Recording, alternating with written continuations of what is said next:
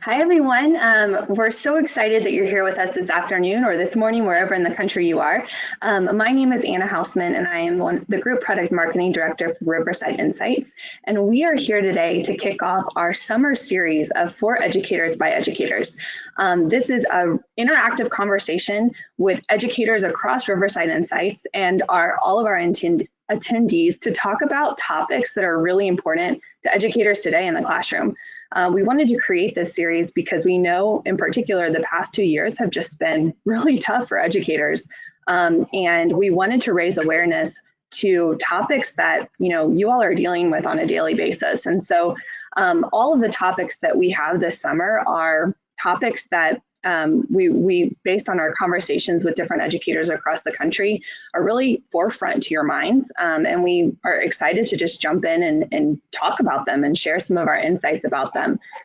So everyone you're going to be hearing throughout the summer are, everyone is a previous educator, whether in a classroom teacher, a district administrator, or a combination of both. And we're really just excited to have this opportunity to highlight real issues in the classroom and get your input as to what you're dealing with on a daily basis. So this is the first of 7 of these sessions that we're doing, and we're really just thrilled to kick it off today. So today's topic is over-testing our kids and what to do about it. We are an assessment company, but we still recognize that there's a lot of over-testing that happens on a day-to-day basis in the classroom. And we have some really interesting stories about how over-testing played out in our own classrooms when we were teachers and district leaders.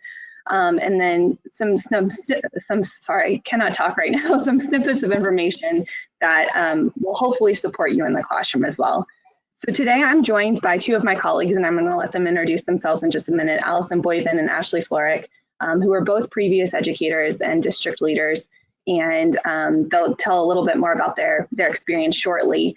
But before we do that, I just want to kick it off with a couple of logistics. If you have any questions or comments, please drop them in the Q&A panel, which you'll find in the upper right-hand corner of your screen, or drop them into the chat. We will have a poll launching shortly where we will want your input, and then we will probably prompt some questions later on in our conversation. So please make this as engaging as possible. So we'd really love to hear your thoughts and your comments along the way. Before we really jump into this conversation, I wanted to quickly flash up the rest of our schedule for the summer. So, like I said, this is the first of 7 different conversations that we're going to be having. You can see up here the different topics that we'll be discussing throughout the remainder of the summer. But we really hope these topics highlight, like I said, some of the day-to-day issues you all are experiencing in the classroom, and just bring to the forefront some ideas and some insights that might support you on a daily basis in the classroom. But we are by no means experts in these topics. We are just here to share our experiences as educators and hear from you as well. So with that, I'm going to stop sharing my screen and kick it off with quick introductions. Deborah, thanks for your question. This will be recorded, so we will record this and send this out after. So let's just kick it off with some quick introductions. So Allison, would you mind kicking us off with your previous experience in the classroom, what your role was, and then what you're doing now? Sure. Thank you, Anna. My name is Allison Boyven. I am the National Academic Advisor here at Riverside Insights. And I began my teaching career in a large urban public school district in Atlanta. I taught 4th and 5th graders, and my homeroom class every year was of mixed abilities, and those were the students to whom I taught science and social studies, and then it varied each year on how we structured that. And I also taught accelerated math or reading and ELA each of those years, and we switched classes, so that's part of my story today. That I'm going to share, and that was based on ability among the 5 teachers on our grade level. And after 9 years, I moved to the district level, and I was a school data analyst and assessment program specialist, and I went out to schools and I helped teachers analyze their data from classroom, district, and nationally normed assessments. I also taught them how to write test items For district assessments, helping them create assessment items and tests. And then I wrote courses about rigor and item writing and different types of assessments and their place in the school setting. And I managed the creation and implementation of the district assessments as well. That's my experience. That's a great experience at the district and in the classroom level. So thank you, Allison. And Ashley, I'm going to kick it over to you if you don't mind a quick introduction. Sure thing. Hi, everyone. I'm Ashley Florak. I'm the Customer Experience Manager here at Riverside. So if you're reaching out to us on one of our contact channels, you're most likely interacting with my team. And I used to teach pre-K in a preschool through 5th grade building, and was also early childhood grade person chair. And now I'm looking forward to our conversation today. Awesome. Thank you, Ashley. And as I mentioned earlier, my name is Anna Hausman. I'm the Group Product Marketing Director here at Riverside Insights. I taught for a number of years elementary and middle school, and then was a regional assessment director before I jumped over to Riverside Insights. But I'm also a board chair, so a school board chair, so still embedded in the school systems in the schools on a daily basis. So really excited to start this conversation with you all. So before we get started on sharing our own insights, we'd love to hear from you. We're going to launch a poll shortly, and actually we're going to launch it right now. And we'd love for you to quickly let us know, do you think, I'm going to launch this, do you think over-testing is happening in schools? Either yes, students take too many tests, no, we test students just the right amount, or sometimes I feel like I don't always have the right data to support my students. So I think one might say it's closed. Could someone chat in really quickly? Do you see the poll on your screen? 1 second, technical difficulties. Give us 1 second. Technical difficulties. We'll open in just a second. Thank you for, I don't see the poll. Okay, so sorry, it's coming up. But while the poll's coming up, we'd love to kind of hear from you. What do you think about over-testing? Is it something that's happening frequently? Is it something that's not happening? Or do you find that you're still missing some of the right data to support your students? And hopefully we'll get that poll up in just a second. If not, we can just put it in the chat. Actually, let's go ahead and do that. If you wouldn't mind just chatting in, what do you think? Are we over-testing? Are we not over-testing? Alyssa, thank you for your response. Over-testing is absolutely happening right now. Let's see what else people are saying. What else are you thinking about over-testing? Over-testing, yep, Erica said over-testing, need more guidance. Chris said over-testing is a concern. We need to find better and more effective means to assess student learning. Erica shared, especially at the RTI level, there's definitely some over-testing. Maria also, shared because over-testing happening with special education. Yolanda said over-testing, the data is not actually getting to teachers. Barbara shared my ESL kids getting tested way too much. Wow, really, really interesting feedback. So there's a lot of, I think all of you are saying that over-testing is happening, especially for our kids that need the right instruction the most, right? Our kids that are English language learners, our kids that have special education needs, our kids that are in RTI systems. And I think we kind of felt that too. Ashley, will you kick us off with what were your stories and experiences with over-testing when you were a teacher? Sure. So at the time that I was teaching about 10 years ago, teacher evaluations in early childhood classrooms were directly tied to student growth around specific objectives. And that meant trying to gather as much observational data as possible, which translated into carrying around my phone to log as many student interactions into the mobile app as I could. And in theory, that's a useful tool to turn qualitative data into quantitative growth curves that we could track. But in practice, it meant that organic interactions with students were often interrupted by technology.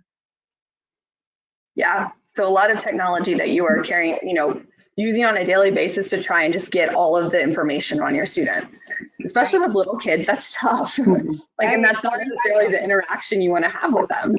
Right. Allison, what about you? What were some of the stories about over testing in your classroom? So, like I said, I was teaching fourth graders and fifth graders and some of those accelerated students. And in particular, testing does have its place and testing is important, the value of it with program placement and things of that nature. But I found that a lot of my students felt a lot of pressure. They had pressure within themselves internally. There was a lot of stress to do well just in the class, a lot of pressure to stay in the gifted program. That was a pull-out program at our school. And I also found that having switched classes, we found that a lot of tests were given the same day. Didn't really realize that, but that was based on our pacing guide of the course that we were teaching.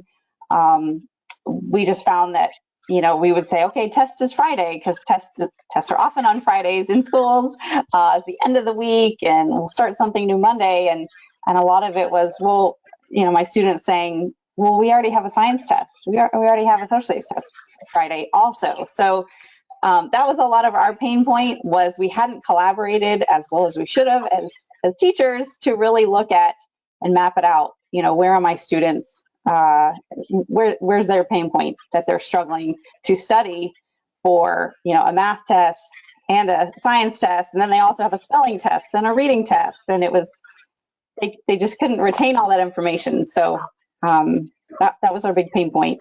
The more we collaborated as teachers and started to map it out and realize our pacing, and could we do some change up there? Could we maybe move a test to a different day? Can some content also be maybe performance-based instead of a paper pencil test? Could we do it project-based?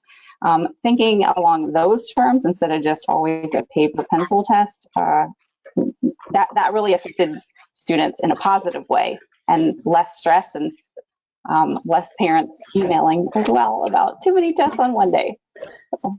Yeah, no, I mean, the stress the kids face that I experienced, especially when I was teaching middle school, the stress the kids faced when it was testing time, it was debilitating. And I remember feeling it as a student growing up, but not nearly to the extent that I feel like our kids are feeling it nowadays. I remember when we started prepping for the state test at the schools I taught at in January, and the state test wasn't until May. And so in January, we would stop instruction, and from January to May, we would start state test prep. And it was literally this idea of, we're going to teach you to beat the test. Barbara agrees. Thank you, Barbara. Yeah, and it's wild. I mean, I would have my 10-year-olds breaking down in tears because they were so stressed out about their state test. Anyone else, in the audience, if you want to share a story in the chat or in the Q&A about how is this over testing playing out in your schools right now? It was so hard to figure out, as a teacher, how to simultaneously get the right data for my students and then still understand the importance of that summative assessment at the end of the year to measure what they had learned, but then not have the pressure on them and not have, 10 and 11 and 12-year-olds crying in January about a test that wasn't even happening until May. Absolutely crazy. So yeah, feel free to drop in the chat or the Q&A, how this played out in your school, or if there are any other stories that you have about how over testing is kind of showing up on a daily basis in your classroom or in your district. So Allison and Barbara, thanks for sharing. My ESL kids have a state test for their English abilities and then the regular state test. Yeah, and I think sometimes the students that we are trying, whether they're English language learners or they are students in special education or getting interventions, we're testing them even more because we're trying to get the data to support their instruction. So, Ashley and Allison, do you think over testing is happening? And can you talk a little bit, based on your experience, what's the difference between a test and an assessment? And how are those different, and how do those play out differently in the classroom? Sure. I'll start. Difference between test and assessment. They are definitely different. So there's a phrase in education about test less and assess more. And testing, we think of typically as that summative end of the year test, but also end of the unit test. So it can be, given at different times in the year, just depending on when you're finished teaching. That instruction has taken place, and now it's that measure of what students know and what they've learned over that period of time. And that's typically an obtrusive test in the classroom. So, you inform the students ahead of time that we're going to have a test and you need to prepare for it. Maybe here's a study guide. We're going to review before the test. We're going to go over it. So there's a lot of preparation, and there's that pressure for students to do well in a lot of different ways. And so with that summative, yes, again, there is value in that. We got to know where our students are and those data points. But really, it's about that formative assessment. So an assessment is more during the process of learning, and it's really looking at an unobtrusive assessment in terms of students don't even know that they're being evaluated. You can walk around the classroom and be asking them questions about what they're doing, even during independent seat work time. Tell me about what you've just read. You've read a chapter of the book. Give me a summary, main idea. So the other important part is having those standards that you're teaching in the forefront of your mind, knowing today this is what I really need to see my students doing, and then kind of informally providing those formative assessments to see where my students are in their learning, and having a checklist perhaps to know where they are. So Ashley, Thanks, want to add to that? Anna. So my experience, again, is all in the context of early childhood classroom. So that's what I can speak to here. And I agree with Allison. There are aspects of testing expectations that make a lot of sense to be able to make data-informed decisions about how to best scaffold material for students in each class. But that said, the pressure on teachers to test in a certain way is what added an additional layer of stress to each school year. And especially in the early years with young students, there's no one-size-fits-all snapshot of what student development or progress will look like. But the assessments that we were using expected growth to look uniform across all students. That was an obstacle that I personally faced as an educator. Actually, in those early years, how were you using? Why was data important for your little kiddos, and how did you feel like you were asked to what were the assessments beyond? Why was data important, and what would have made more sense in the classroom to kind of collect that data so that you could best support each individual student? Yeah, that's a great question.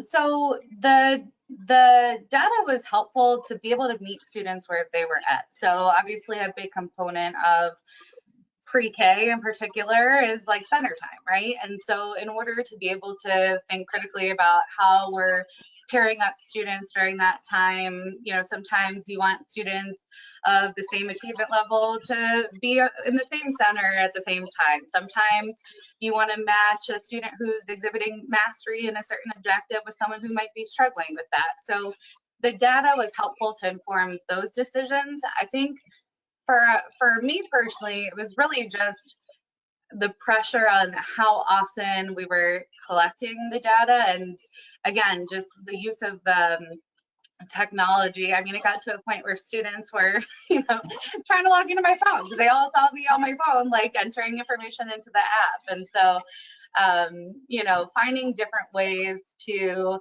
potentially, with each observation, is there more than one objective that you can hit with each of those observations, or are there different ways where you're not so tethered to the mobile app that you can incorporate?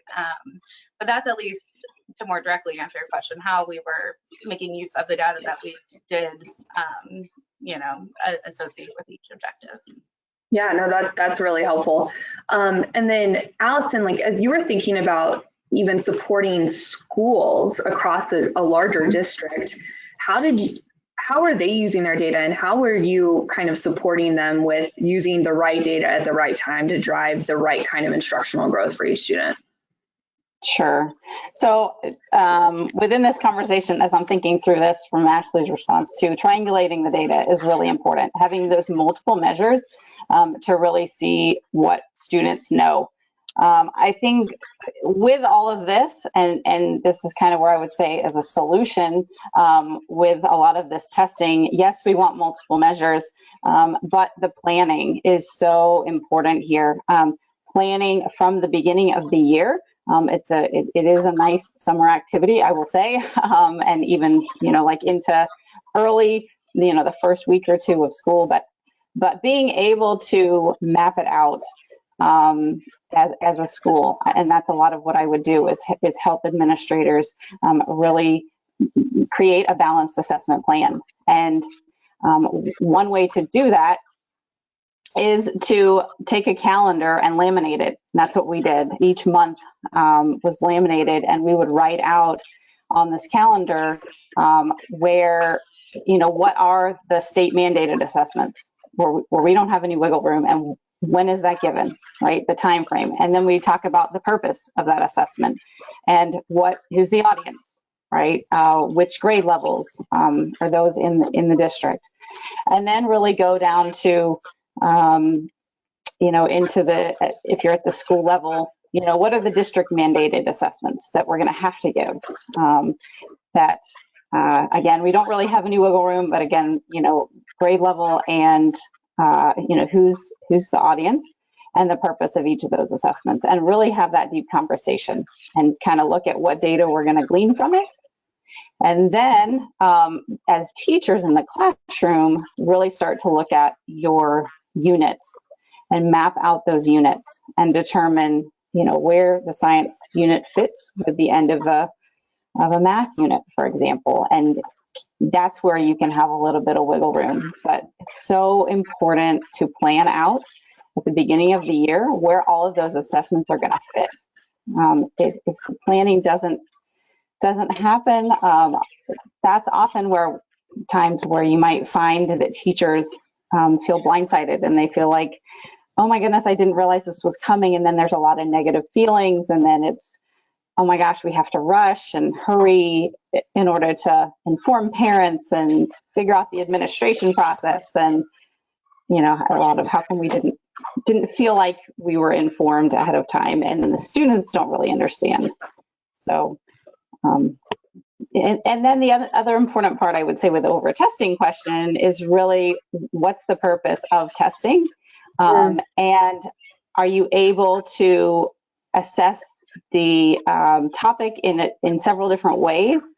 But can it be performance-based? Can you cluster a group of standards together and make it more of a project rather than just a written assessment every single time? So I think there's value in multiple measures, but can it be done formally or informally, or does it need to be a project at the end rather than a written assessment? So, those are all really great points. And Alyssa shared in the Q&A, yes, triangulate the data, and the importance of triangulating the data and pulling together multiple data points to really support the whole learner. And I love what you said, Allison, about starting kind of at the state level and thinking about, state and district, what assessments are mandated. And I know a lot of us as educators didn't love the mandated state test or district test, and that's not something right now in our position that we have the opportunity to necessarily change. But I think that your point about, okay, once you have those tests mapped out, then where are there opportunities between those tests to really gather the data that you need to gather? Because what's so clear about everyone who's been participating in the Q&A and then in the chat, and just from hearing you both talk and from my experiences as well, is that data is essential. Like, data is essential to understanding where your students are and how to get your students from point A to point B. I think it's when we have too much data that's not being used, and we're not necessarily collecting the right data for the right purpose, that we end up creating this feeling of over testing, and our kids get confused, and we get overwhelmed, and our parents get overwhelmed. Yeah, I completely agree. So I think both of you were talking about the importance of formative data, that while you have the end of year summative or end of quarter or end of unit summative assessments to measure what students have learned, that formative plays a really big role in kind of getting that right information on a daily basis to support your instruction. What are some creative ways that you all use in the classroom to gather that formative data that weren't necessarily sit down, we're taking a test? Well, in early childhood, none of it is sitting down and taking a test. So, again, like in our context, it's all observational, right? So it's in terms of how we structure the day, like being really clear with the lesson plans of, okay, which objective or objectives are going to be hit through like the center time, the read alouds, even recess, right? Because in early childhood, like tactile function is still measured, and there are some physical objectives too. So I think the early childhood context is probably a little different than what you both experienced. Well, that's so really, really valid, Ashley, because I actually think a lot of the techniques that you used in early childhood, we forget about in the later grade. I think those touch points that you have with students throughout the day, you're still able to glean what information they know and what information they don't know. And those are measures of formative assessing that we forget about at the elementary, middle school, and high school levels. Right, sometimes. or adult level. I always think it's so funny how in pre-K there's such a big focus on learning styles and being responsive to different learning styles, right? Like visual learner, tactile learner, things like that. And then, as students grow older, it's like, hey, where were some of those like fun, interactive ways of teaching it? I'm an adult and I want to play with things and make, Play-Doh and all of those activities. Allison, what about you? I know you had some really interactive ways to formatively assess your students' growth. I did. But some of those same things, Ashley, tactile with letters, because spelling, I know kids take spelling tests. So, putting those letters together to form words, similar idea. Exit tickets, I know, I'm sure a lot of you on the call are very familiar with that. And reading graphic organizers, I used those a lot in my classroom, concept mapping and things of that nature. But there are a couple that some of you may or may not be familiar with. At the end of the day, after we packed up and we're waiting for the bell, one that I used was going around the classroom, gave the topic of, one of the topics that we had talked about during the day, and everybody had to say a fact or something important about something that you've learned in the unit, and you can't repeat from each other. So making sure that they listen to each other, but then adding on things like that.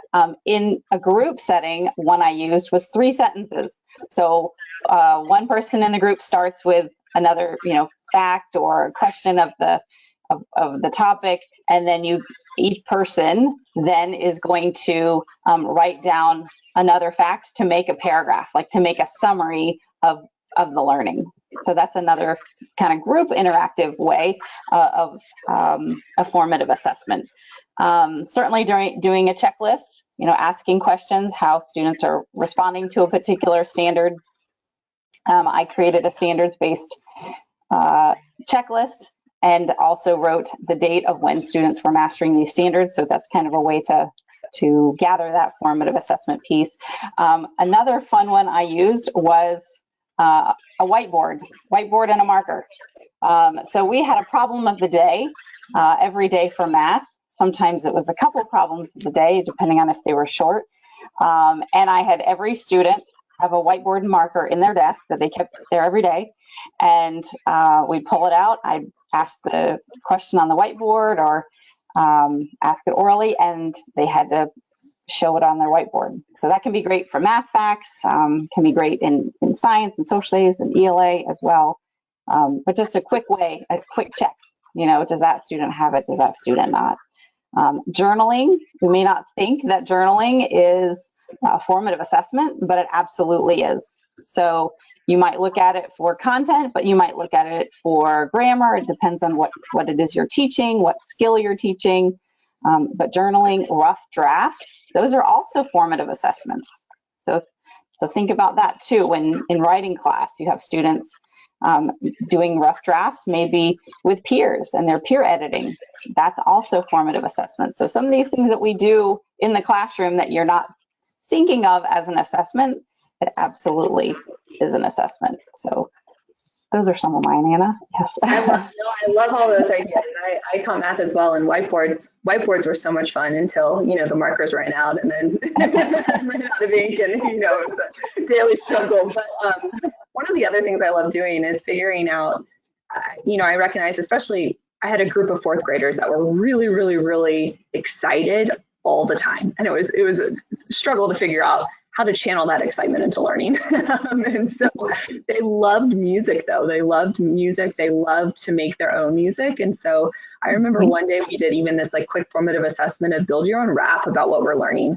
And they had like teams of people that they formed together to like create, you know, use the knowledge that they had gained in their class and put it together into some type of music or rap or dance that they were doing. And that was, to me, like a really good way to not only assess what they had learned, but also in a way that engaged them and that leveraged some of like their natural strengths.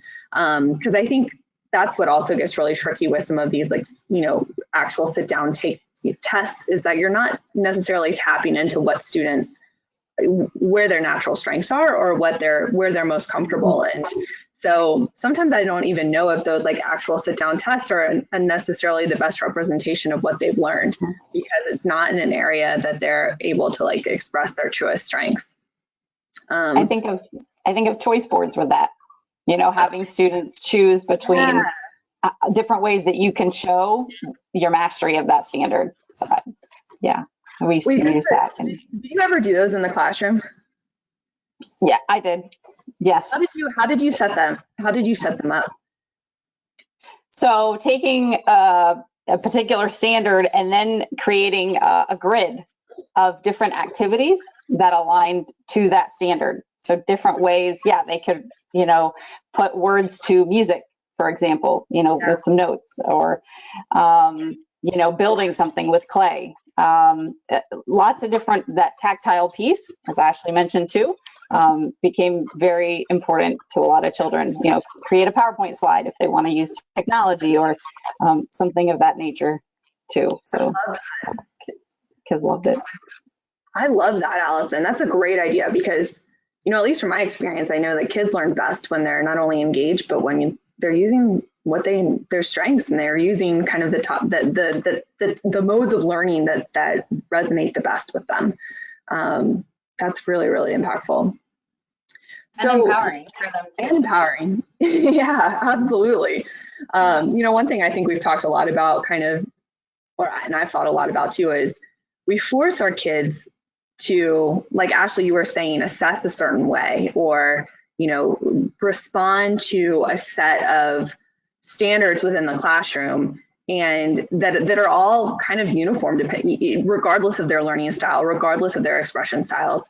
And you get into the real world, and you don't, I mean, yes, you hopefully will have a job and things like that, but there's more autonomy to figure out an area there's more autonomy to figure out a place that where you can use your own strengths, or where you can do something that you're expressing yourself in a way that really resonates with you. And so I don't know, I feel like there's definitely an opportunity to kind of leverage more of that in the classroom.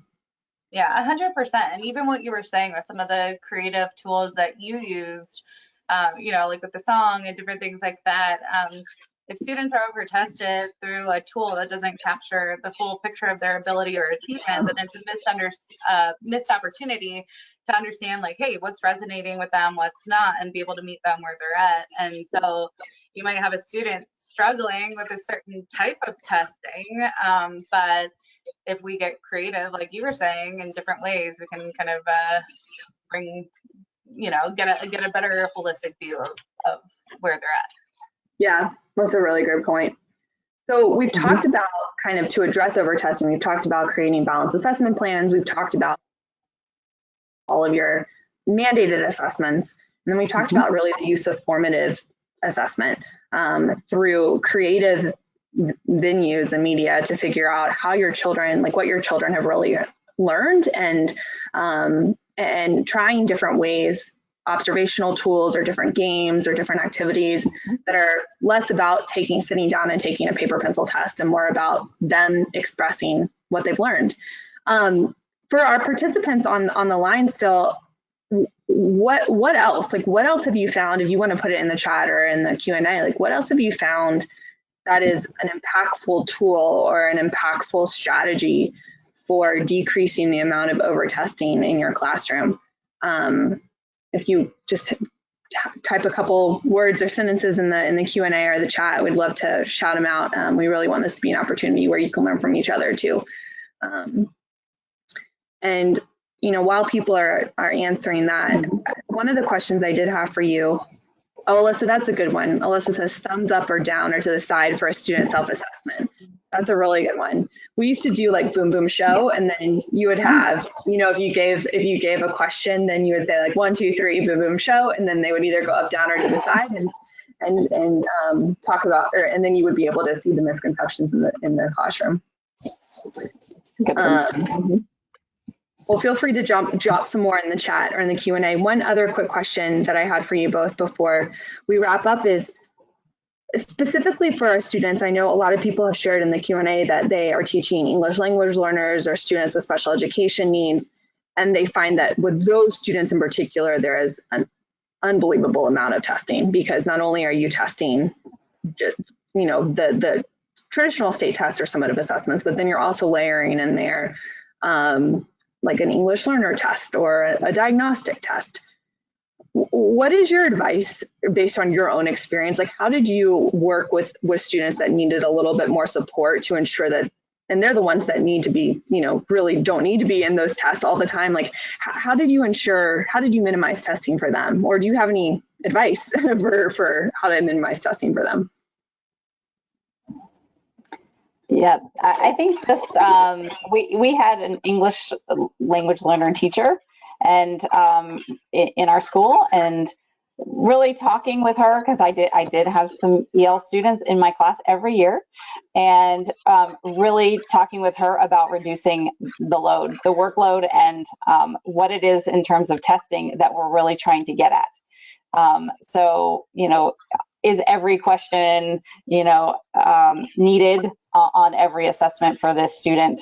Is there a different way that this student can show what he or she learned, rather than just this long test in a classroom setting kind of thing? And I'd say really go more with those performance-based assessments as much as you can, because we do have those state mandated assessments for which we really can't do much about, but anything you can reduce in the classroom and help them get prepared for any testing that's going on in the school. I'd say, you know, any ways we can teach them about a lot of those concepts and what's coming ahead, so there isn't the anxiety as much as well. And then in the early childhood context, a lot of the observational data was the same for students. At the same time, they were so new to school that they were still oftentimes in the identification phase. So if anything, it was more just about communicating with the SPED teachers about like, hey, here are the things that we're noticing within the context of the classroom, and having them kind of push into and do observations of their own. So I think it might be a little different in terms of how I experienced it, at least within the context of my classroom, because again, it was mostly the same approach of the you know, on the go observations. Yeah, no, but I still actually, I think that's a great point. It's how can we kind of bring back some of those pre-K and early childhood strategies to understand what your students are learning and how they're doing into the older grades as well. And think of it, how can we assess more and test less? I love that, Allison. I love that. Well, I'm going to be cognizant of everyone's time and wrap us up here, but thank you all so much for joining us this afternoon or morning, wherever you are. We hope this conversation was, you know, it was relatable, and that you learned, you walked or just experiencing a feeling of that there are other educators out there that feel the same way as you do. So we're really thankful that you were able to join. And if you enjoyed this conversation, we're having 6 more come up in the next couple of weeks, all about topics that really resonate with educators in the classroom on a day-to-day basis. So thank you so much for the engagement, and thank you for your participation in the chat. We really got a lot out of the stories that you shared and the comments that you shared in the Q&A. And we really hope to see you in the upcoming weeks at our future For Educators by Educators, or Phoebe for short, conversation series. But thank you so much, everyone, and have a wonderful rest of your day. Thank you. Thank you.